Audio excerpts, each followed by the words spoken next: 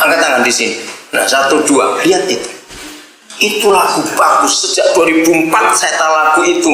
Kira-kira bulan Oktober atau November saya lupa. Sampai hari ini itu lagu doa saya.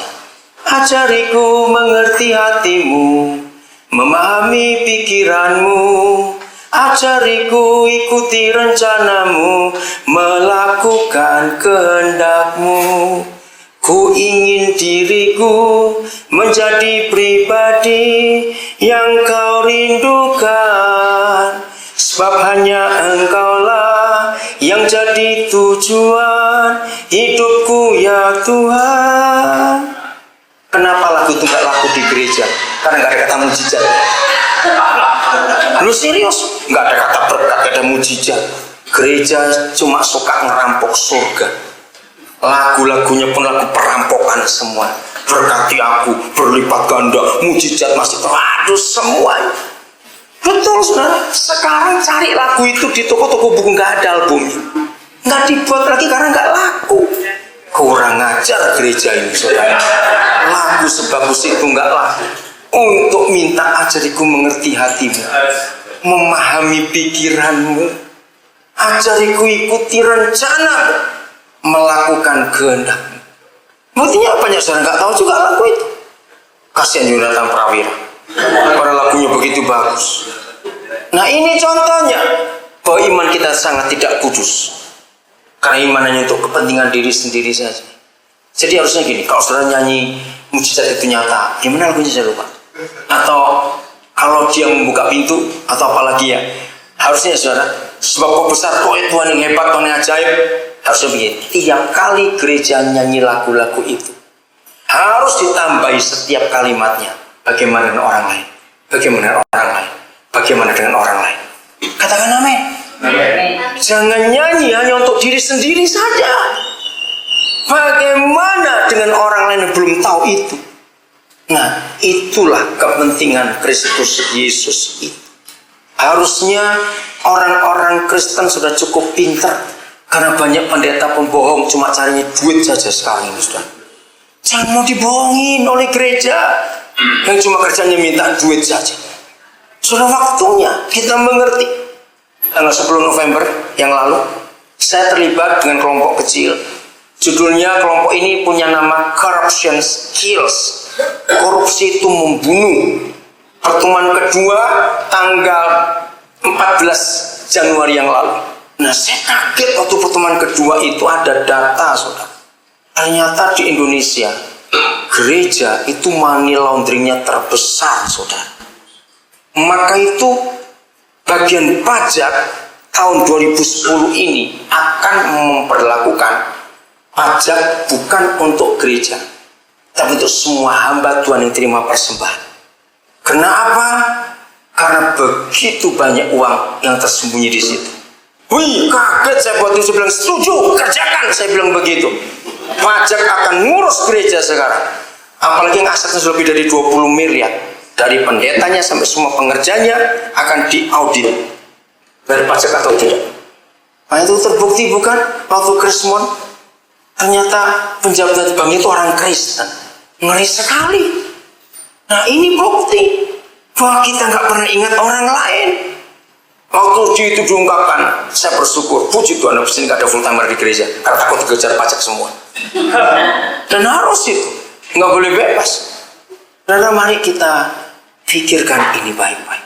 Saudara baca Kompas beberapa yang lalu, selama tahun 2009 sejak diberlakukannya NPWP, itu penerimaan pajak turun sampai 86%. Itu pajak fiskal orang luar negeri sampai tahun 2008 itu 360 sekian miliar setiap tahun. Begitu di audit Desember 2009 tinggal 36 miliar saja. Nah akhirnya nanti semua yang punya NPWP soal luar negeri akan dikejar bayar pajak atau tidak nanti itu.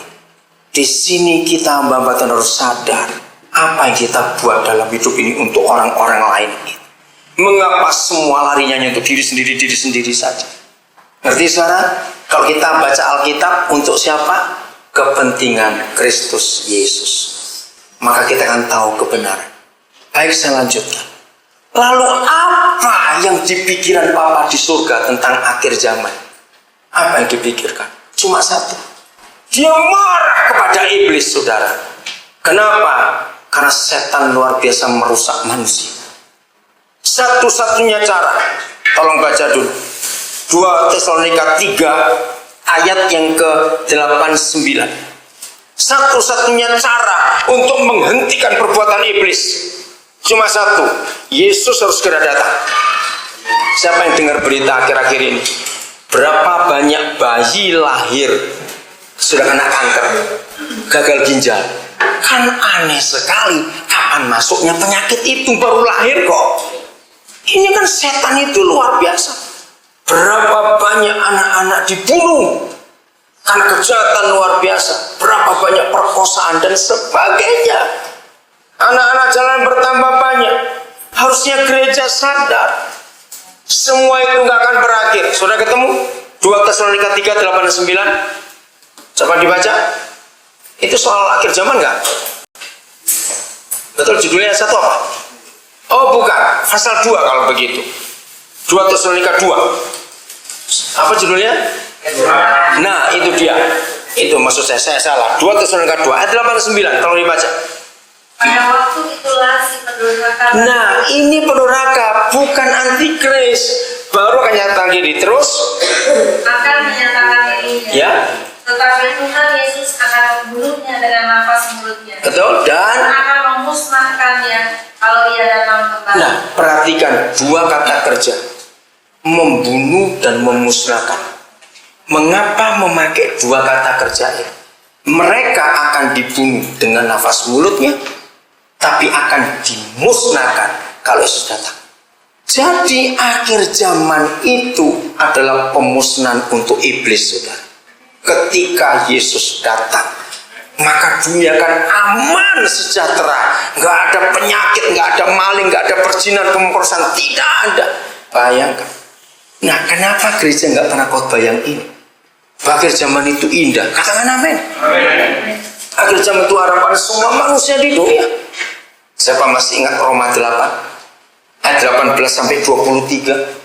Dikatakan semua makhluk menantikan kapan saat anak-anak Tuhan dinyatakan. Jadi makhluk-makhluk binatang, tumbuh-tumbuhan itu capek sekarang.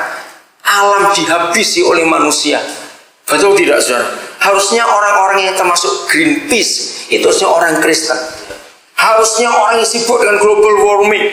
Semua yang terakhir itu konferensi Copenhagen. Sebelumnya konferensi di Denpasar soal climate, soal cuaca. Harusnya gereja yang buat itu karena kita ada perintah di dalam Alkitab. Bukan mereka yang mengerjakan. Saya harap saudara mengerti kok saya gabungkan ini. Bahwa ketika kita bicara akhir zaman, itu bicara menyeluruh, saudara. Soal kesehatan, soal air, soal hutan, soal cuaca, soal karbon yang merusak bumi, ozon yang rusak, dan lain sebagainya. Harusnya kita yang bahas itu. Karena itu semua ada ayatnya di Alkitab. Kenapa kita lupa akhir zaman? Karena terlalu banyak rapture-nya tadi itu. Mau menyelamatkan diri buat diri sendiri itu jahat sekali. Kita lupa tanggung jawab kita. Kembali ke ayat 8. Kalau mana lebih selesai, membunuh atau memusnahkan?